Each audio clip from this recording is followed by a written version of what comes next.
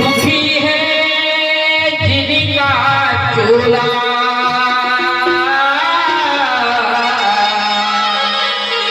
मालिक ने इन भक्तों के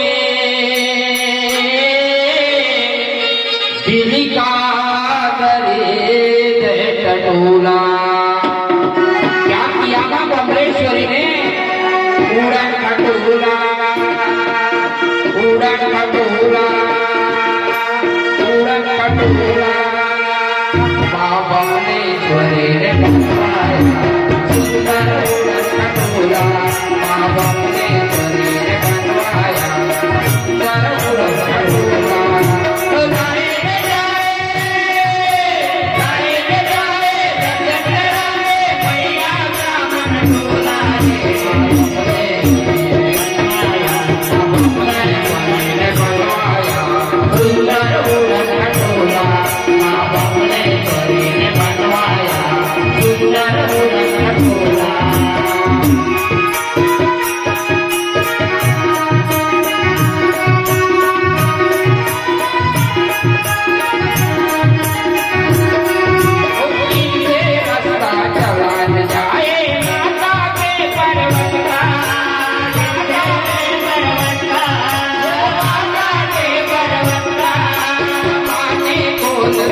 दरवाजा उन सबकी किस्मत का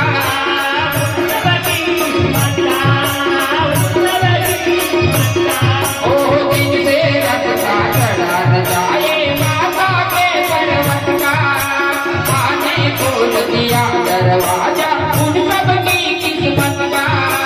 माता का वरदान है भक्तों